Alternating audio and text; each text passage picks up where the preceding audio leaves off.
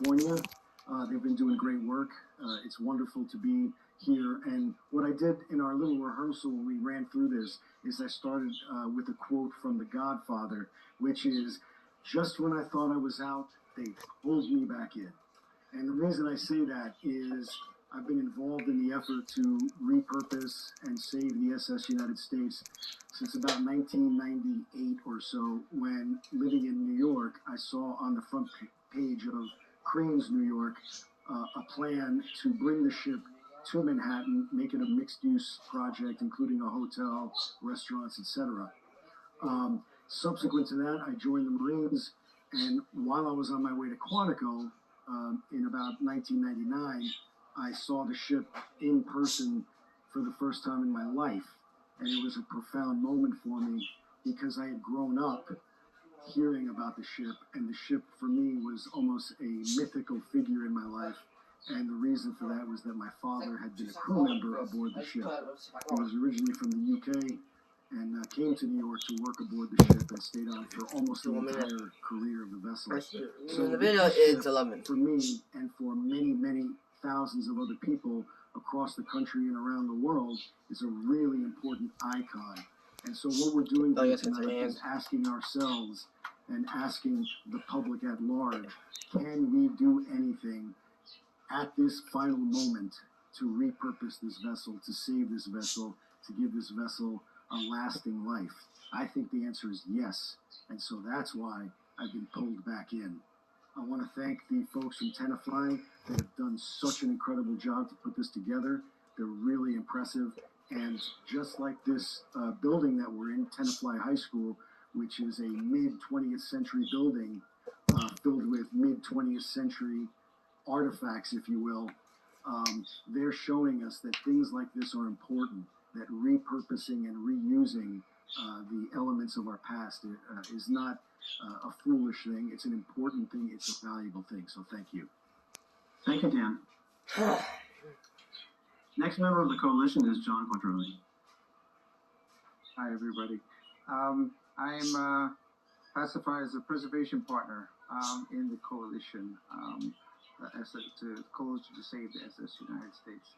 I'm also a designer and fabricator, builder by practice, mainly industrial grade trucks, various buildings, even horse stables, and ships too, commercial vessels. Experience with. I'm also a ship and marine terminal owner operator with experience in bulk cargoes, and this includes Guan's Bay Terminal, which is the subject location that we're looking to bring the SS United States. So a brief introduction to my interest in the ship goes beyond just the current, but as a boy, I had an Uncle Willie, and my Uncle Willie was fascinated with all things maritime, and one of the things were the great ships. So when I go over his house, he would sit me down and pull out his books with the little flags in the pages and talk about the Andrea Doria, that sunk, the Normandy that burnt in Manhattan that I actually watched as a child. And he talked about the SS United States, which he felt was the greatest ship of all, and often referred to as the fastest ship ever built. When I was approached actually by Dan McSweeney some years ago, back in 2015, our location was considered as a place to put the vessel. And then he brought me back in again in the current time, Dan, and said, hey, the Conservancy that once owned a ship no longer owns it. And there's a new opportunity. And then to me, it was just like, okay, so we're getting two shots at saving the ship. So this one we can't mess up. So my opinion is full steam ahead, which is a common phrase used for the ship. I'm hoping that we can work together with everyone here, everyone in the United States, the world, to save the ship, the SS United States. So thank you. Thank you, John. And now joining us virtually from the coalition is, first up, Jason Wayne. Hello, my name is Jason Wayne. I'm the Chief Preservation Officer for the New York Coalition to Save the SS United States. As an ocean liner enthusiast, I've spent basically my entire life studying these giants, superliners, ocean liners, steamships of all types. My interests span Egyptology, paleontology, and documenting urban landscapes. For those of you who don't know, I started out urban exploring as someone who explores abandoned places and documents them. And so I used to have my page Urbex by Jason, and that led me to the Queen Mary, which I'm so fortunate enough to be on board today, and it and what was going on with her, and felt that I needed to do something. So back in September, I started outreach and congressional, presidential, national parks, doing a lot of deep dive research. Let's get the person on one and let's Mary of QMI, and it's a pleasure and an honor to be here fighting alongside everybody to make sure that we do all we can to save this piece of history before she's gone. And thank you for having us.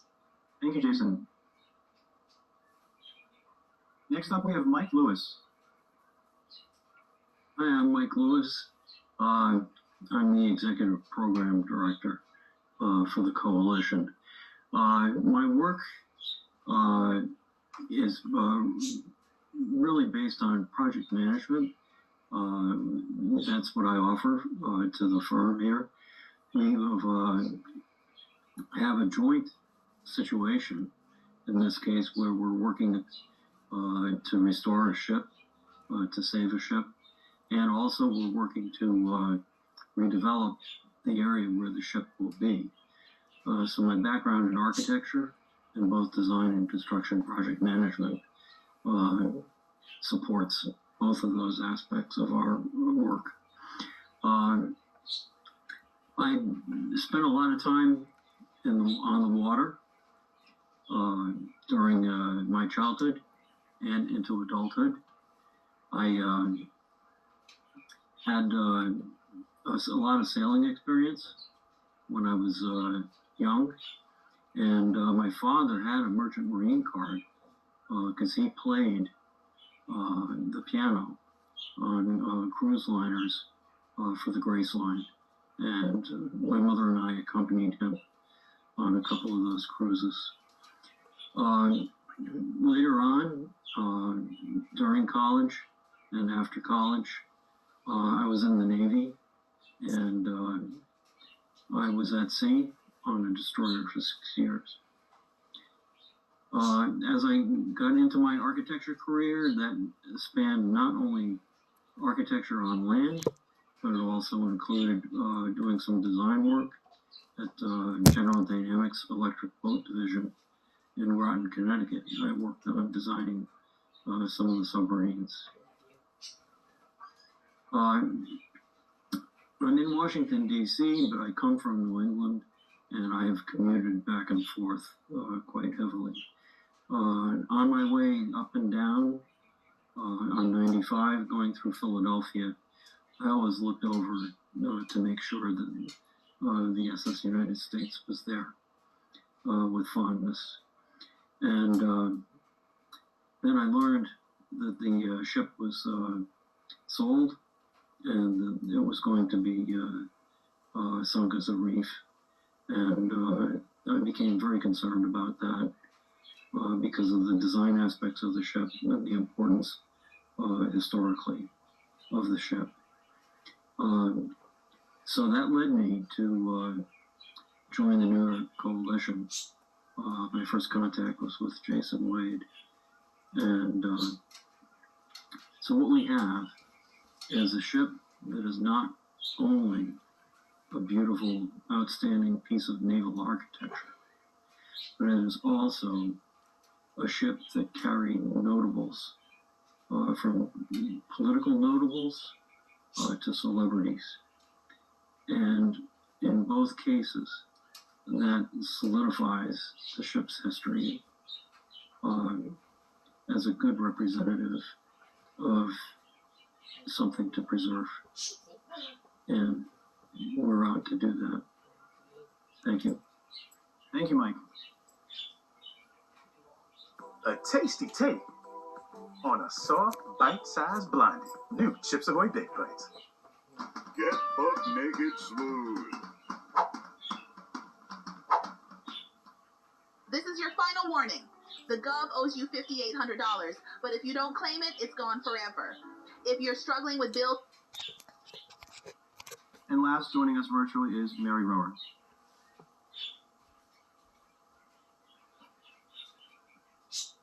Okay. Hi, everybody. Just want to say hello and thank you for tuning in today. I founded QMI, the community nonprofit for the clean area, about 13 years ago, and since then there's been many opportunities in learning about the clean area's history that naturally I stumbled upon the history of the SS United States. It's in fact finding a lot of the friends that I had, one of the two ships in common. I made two trips to the ship. And what I saw was a blank canvas, an opportunity and hope. And we've followed it very closely for probably the past 5 or 6 years. We've contributed, we've had 2 exhibits on board to include the SS United States. There's currently an exhibit on board here down in the exhibit hall. And I don't think it really hit me until I saw the ship being towed. And that's when we really saw the possibility that she is the only liner left in the world that can sail the way she sailed, effortlessly, with no issues for 17 days. It just amazed me. So I was drawn to Jason Wade online, connected with him, and obviously offered any support that I could give on behalf of QMI, on behalf of all of our maritime friends. And, you know, you simply don't seek history. I grew up in Long Beach, and I think that what's going on with the world, with our maritime world, I think that we really need to do that and invest. And it's a beautiful ship. And people truly care about the ship. And I'm just honored to be here and working with this fine group of gentlemen that have made a stand for the ship. And I just implore everybody else to get involved, ask questions, and support however you can. Thank you. Thank you, Marion. All right, next for our program tonight, we're going to talk about the progress update. So we're going to start off with Dan McSween.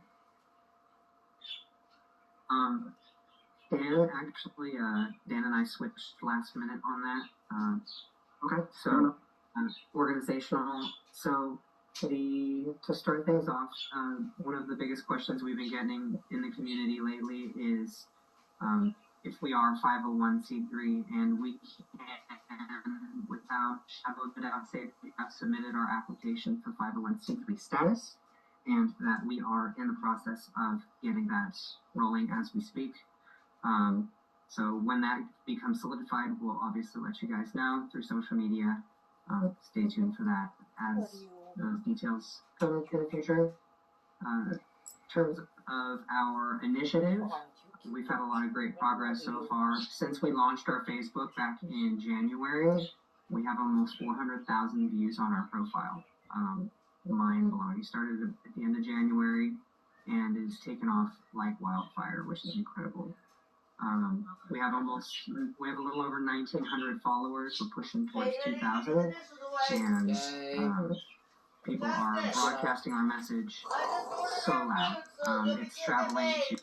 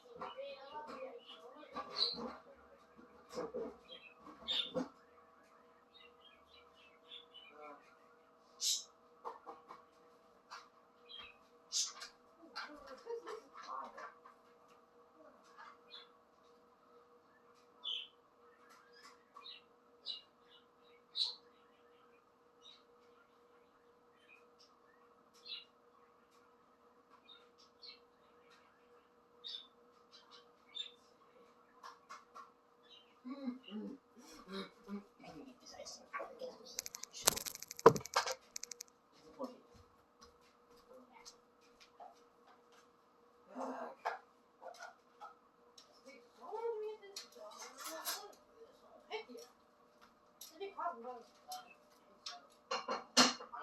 don't want that one.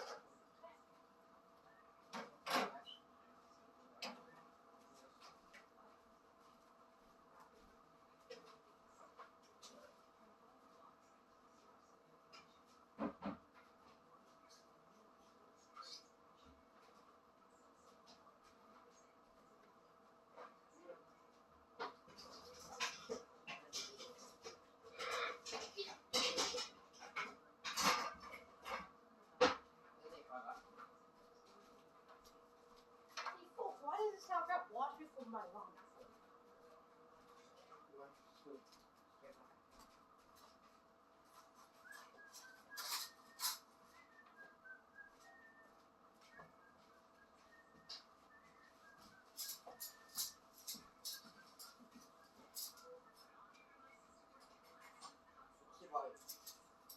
Recording, yeah. Why?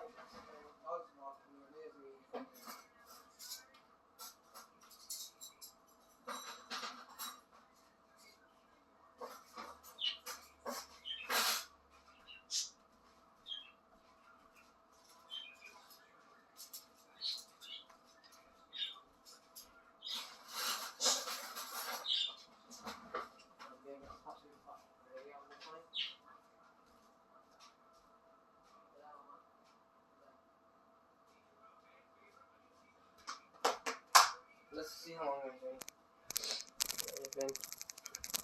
Through YouTube, it's traveling through news articles. A couple of news entities have picked it up in Alabama, Florida, New York, and even in the UK, some other places as well. So we're definitely making good progress in our efforts. Our GoFundMe, we started that, and that is for the initiative to save the ship.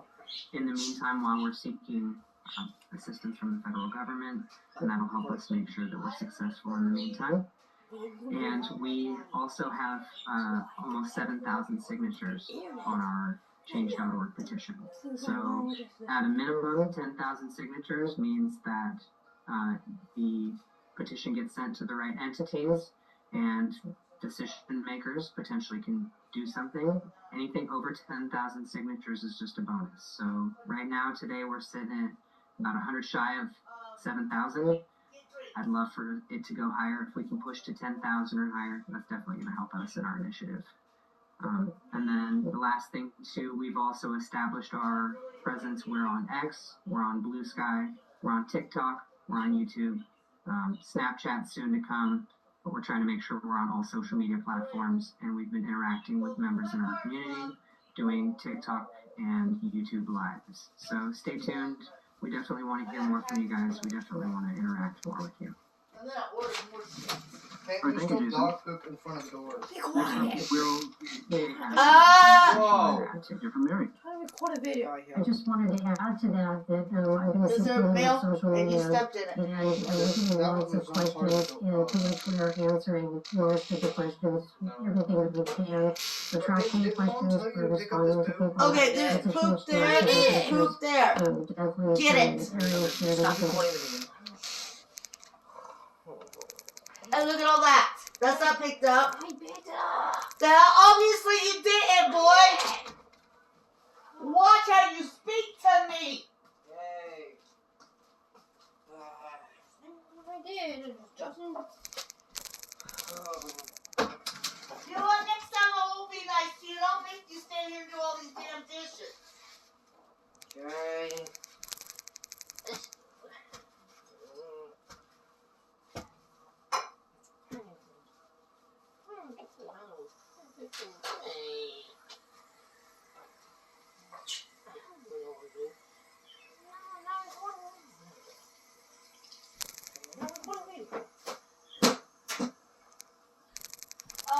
He's gonna pick you up something to drink, okay?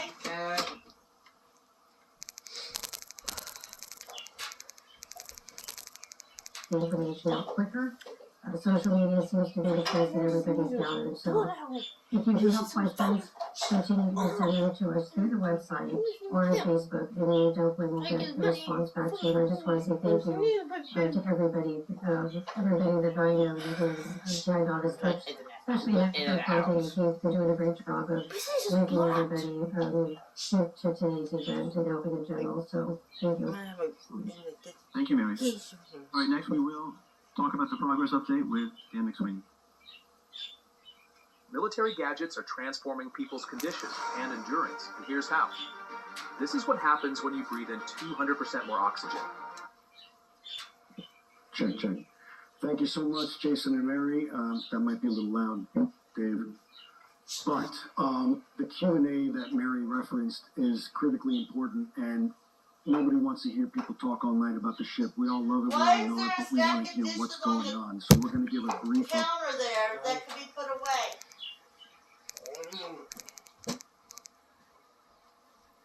Boy, you better stop it with the attitude right fucking now. I will knock it out of you.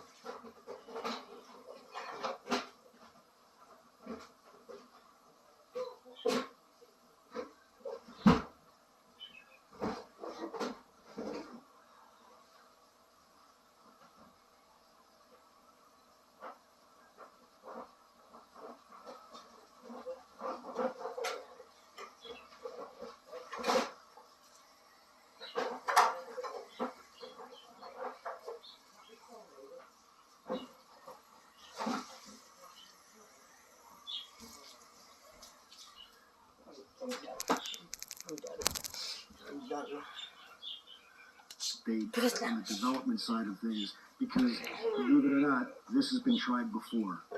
I am a co-founder of the Conservancy, which owned the ship previously and sold it to Okaloosa. And I can tell you, the people that were involved in the Conservancy were extremely smart, extremely committed, talented, well-intentioned people. And we and they did everything they could to make something happen.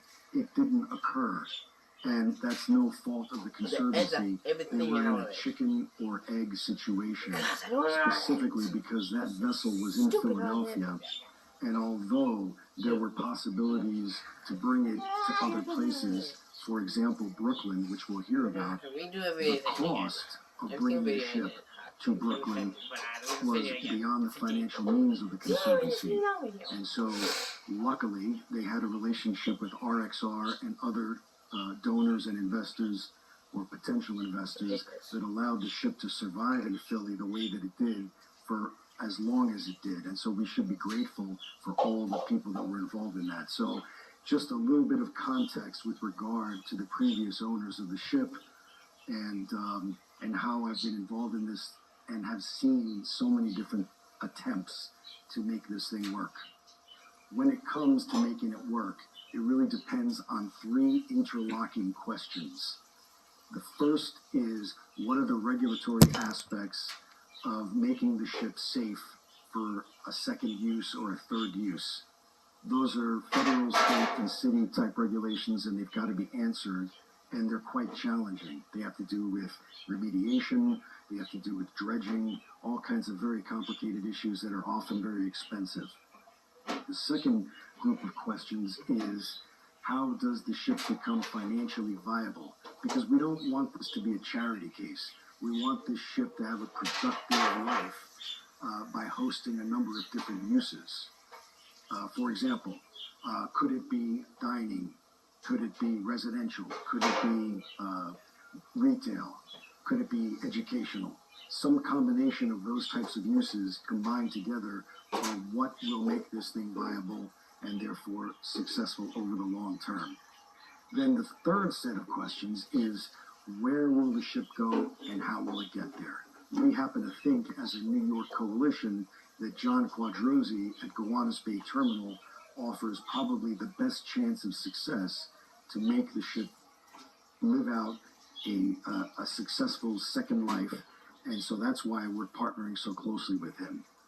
So just want to reinforce that the people that have been involved in this thing over the long term have been well-intentioned, and we have attempted to do everything that we could to make it work. Clearly, it didn't work out. And so this, in my opinion, is a final effort to make something happen. And I think with the talent and the commitment that we have represented in this organization, I think we'll be able to do that. Final thing I will say is my personal estimate on what it will take is $20 million to make the ship what we call a white box in Brooklyn. So in other words, a blank space that's completely remediated, that has 2 or 3 decks that can be used for a variety of purposes, that's blasted and painted, and so it looks brand new, and that will itself, the appearance of the ship near the Brooklyn Marine Terminal, which is right across from Gowanus Bay Terminal, is what's going to make this thing work. So we've had so many people try over so many years to make it happen. This, in my estimation, is the final effort, and I'm just grateful that we are here. I know there's a lot of people that don't necessarily think this can work. It's good to hear from them. We happen to think it will work, and we are committed to making it work, because if we don't, we lose this incredible symbol. So those are some of the facts and opinions that I'm offering here. As the rest of the development plan is described to you, please think about the questions that you want to ask, because the real value is in the give and take. Thanks. All right, thank you, Dan. Next is Jim Mahoney. Hi. I haven't introduced myself before. I'm not actually a member of the coalition board. I'm the attorney who has been a relative latecomer to the case and filed a federal lawsuit in Northern District of Florida just at the beginning of the month on March 2nd. A bit of background, I'm a maritime lawyer. I teach as an adjunct at SUNY Maritime College in the Bronx. I'm a graduate of the institution. And just on a personal note, I first saw the Big U when I was on my first ship in 1980 in Norfolk, and we was docked nearby, and I just walked over and saw this beautiful, beautiful vessel. And that's actually my last memory of seeing the vessel.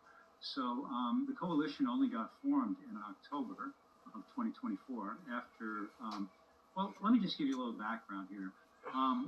For 30 years, for 3 decades, that vessel sat in Philadelphia. For part of the time, it was owned by Norwegian Cruise Lines and the Conservancy. And then all of a sudden, in 2024, Penn Warehousing decided they wanted more money. And they ended up suing in state court, moved to federal court. To make a long story short, the judge, I think she ruled correctly. She said, well, the contract says it's at this amount and there's no limit to how long. But she said, well, you know, their demand for more, they're saying you got to vacate. So what did they tell the Conservancy? Well, after 3 decades of sitting there, the Conservancy had 3 months to move it, which is a crisis. I mean, a 990-foot vessel has to be moved somewhere.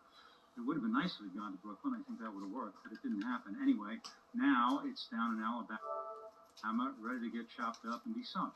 So what did I do on March 2nd? Well, what I'm going to report here is three elements of what the coalition has done with our government intervention, or hopeful government intervention. And I'll do in the order of the Constitution. Congress first, right? Article 1, Congress. The coalition has written to Mark Kelly. Scott Kelly is his brother. Mark Kelly, the senator from Arizona, who introduced, along with 3 other legislators, the Ships for America Act, which is supposed to, if it passed, and probably I hope it will refurbish American shipbuilding and engineering. Anyway, we, the coalition, have asked Kelly to intervene, but Congress moves kind of slow. All right, branch 2, and that's probably the most important one, is the executive. And on February 10th, I distributed some of these letters. The coalition wrote to the president, asking the president to take the ship for public use. Private property can be taken for public use under the Constitution. by paying the owners just compensation. Okaloosa County has paid $1 million for the ship, paid some money to keep it at the yard for a while, not the yard, the Philadelphia pier. They also paid to have it towed down there. So maybe they get $2, $3, $4 million, whatever, from Uncle Sam. But it could happen. And in fact, there are 2 statutes from the 1970s that expressly authorize the taking of the United States for public use. The United States subsidized the building of this vessel at an unprecedented 50% back in the 40s. It was, wonderful book, by the way. Got to give a plug for Stephen Ujisusi's book. I'm just finishing it now. A whole history of the naval architect, William Francis Gibbs, who came up with the idea, and how there were these battles to even build it. And this is an American achievement beyond compare. But anyway, getting back to the storyline, the coalition has written to Trump asking the executive branch to step in and take the vessel for public use. Because if we don't, we're going to lose something forever. And the third branch, of course, some people call it the least dangerous branch, is the judiciary. And that's where I came in. On March 2nd, just before the ship arrived in Alabama. In fact, at 1:45 midnight, I filed this electronically because I wanted to have a date of March 2nd because I knew it was going to end on March 3rd. The coalition filed a case. Okaloosa County is the defendant. It's in federal court in Northern District of Florida, where by fate or coincidence, I happen to have been admitted since 2012. I mean, when I get this call, I'm like, can you help us? Well, I happen to be admitted there. I never did much work there, but I'm a maritime attorney and this one case. So the lawsuit doesn't seek any money. Most people think when you sue, you're looking for money. We're not suing Okaloosa County for money.